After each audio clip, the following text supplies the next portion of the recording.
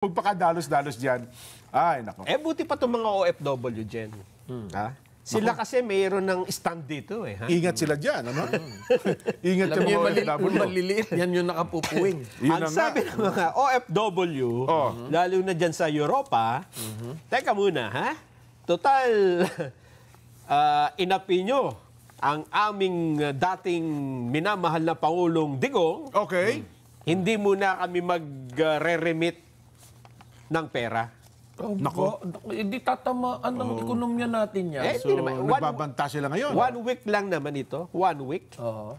Oo. So, 1 week na no remittance? Yun ang sinabi. Pero hindi ko pa naman nakita kung talagang gagawin, di ba? Sa Europa yan, ha? Yung OFW sa Europa? Yun lang yung mga napabalita. Okay. At itinanong naman ito sa Palace Press Officer kay Attorney Claire Castro. Ito naman ang kanyang sagot. Pakinggan po natin. Attorney Claire, anong sagot mo doon sa mga OFW na hindi daw na magre-remit? Wait lang daw muna. Sabi na, wait lang na, son, ha? Wait lang. May Standby kausap ka pa sa lang. May telepono. kausap na sa cellphone lang. Ano, ha? Alam ko, meron din atang komento dyan si Senador John Enrile. No? Kaya lang, unahin muna natin itong si Para Attorney magkaroon ng Claire. magandang konteksto. No? Oo. Kasi ito ang una nagsalita si Attorney Claire. Pero yun bang pahayag ng mga OFW, ito yung mga supporters ng Yes. dating Pangulong Duterte? Kasi may grupo sila, yung Maisug OFW ata. So yun ang kanilang banta, no? Pero Kuya Benny, tayo naman ikaw naman may malawak kang kaalaman dito. Kung halimbawa, maraming OFW, isang linggo ang hindi nag-remit, hindi nagpadala sa Pilipinas, ano ang posibleng epekto nito sa ating bansa? Well, of course, yung hihina lalo yung pera natin. Okay, at syempre, yung deposits natin dito, bababa. Tamaan din yung stocks dyan. No? Maraming repercussion yan. No? But, of course, isa sa malaki tatamaan, hindi lang naman yung pamahalaan. Sariling mga pamilya natin dito ay tatamaan. Yung pamilya mismo.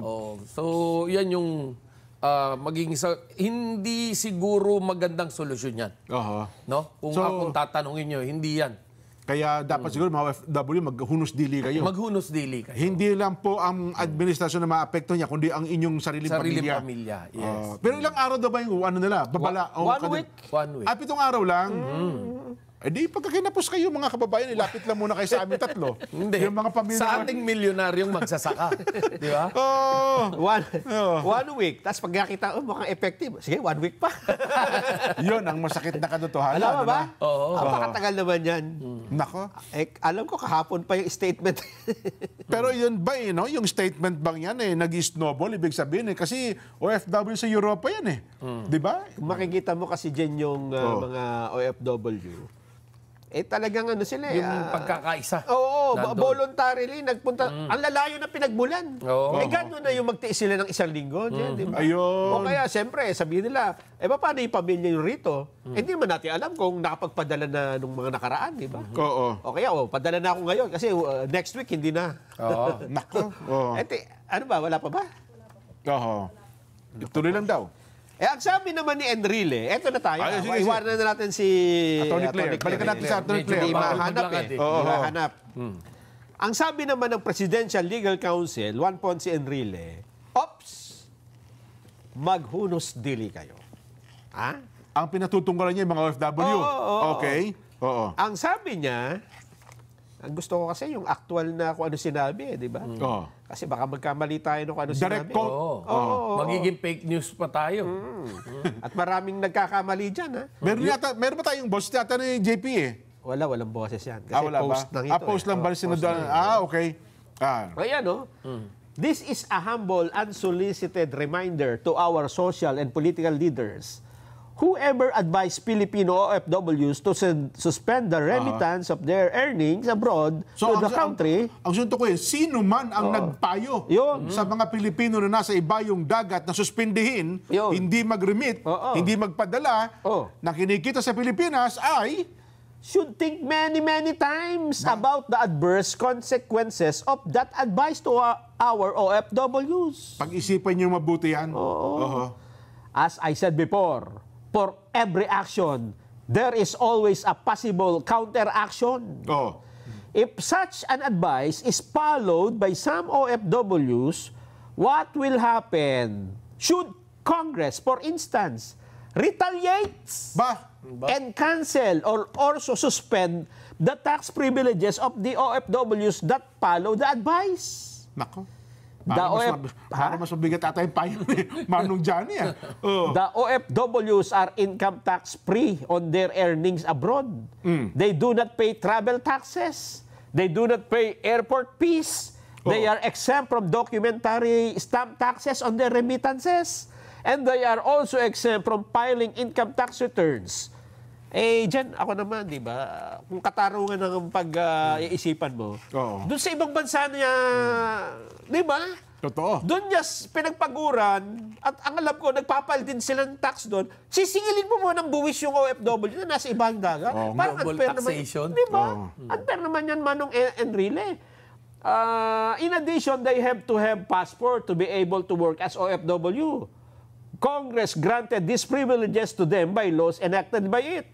I earnestly suggest to our OFW to study carefully that advice to them before they get burned by it. Nako. Pa? Alam mo, dito sa naging pahayag na ito ng ating kagalang-galang na dating senador, Juan Ponce Enrile, well, I don't think maganda na salubungin natin ang init ng ulo, yung init din ng ulo ng ating mga kababayan, na alam naman natin na nagbabanat ng kanilang buto sa ibayong dagat, pero yan po'y mga homesick.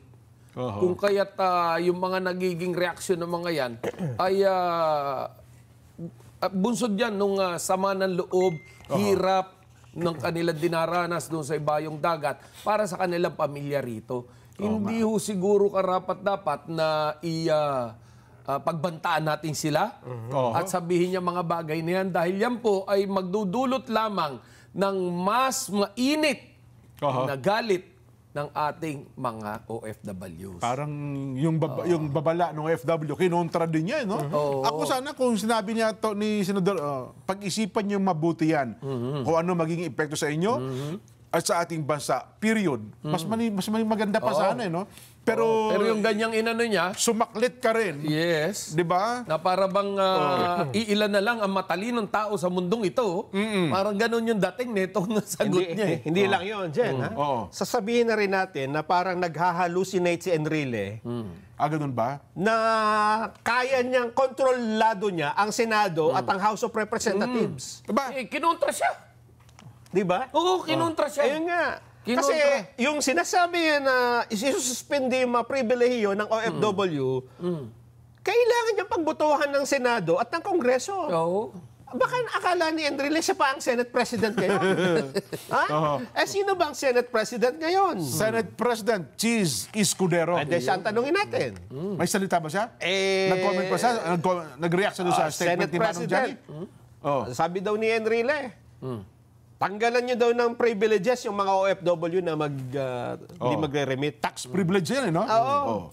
Eto ang sabi ni Enrile ngayon. Okay. Ang sabi ni Enrile, Cheese. Sabi ni Cheese, sagot ni Cheese. ang sabi ni Enrile, sige nga, pakikinggan kita, Cheese Escudero. Anong maipapayo mo sa akin? Sige. Okay. Pakinggan natin. Sabi kasi ni Enrile, nga no, hindi na nga pala ako ang Senate President. At saka, Ikaw na pala. At saka, hindi rin ako ang Defense Secretary. Hindi na rin si Marcos Senior Presidente. So hindi na kami, Junior na pala hindi na kayo. pala kami nakakontrol ngayon sa Kongreso kung ano sabihin namin, yun ang Hindi na gagawin. rin ako customer. At saka matanda na nga pala ako ngayon. Naku, pasensya na at ako malilimutin na Pakinggan natin si Senate President Cheese Escudero. Ang sabi po ni Cheese, may Yan shot si Cheese? Meron. Pinaghandaan ko yan. Meron. Pakinggan Hindi natin. South Korea yan. Ano masasabi mo, Viral SP na naman Cheese? yan. Sige. Para sa akin, karapatan po nila yon, pero makakasakit yon hindi lamang sa ating ekonomiya, pero sa maraming pamilyang Pilipino na umaasa sa kanilang mga kamag-anak at mahal sa buhay para sa kanilang pang-araw-araw, lingguan at buwanang gastusin. But that is a peaceful mode of protest na hindi pinagbabawal ng batas. Kanya nga lang, siyempre, makaka-apekto yun sa ekonomiya at personal na mga pangailangan ng marami sa ating kababayan. Ayun.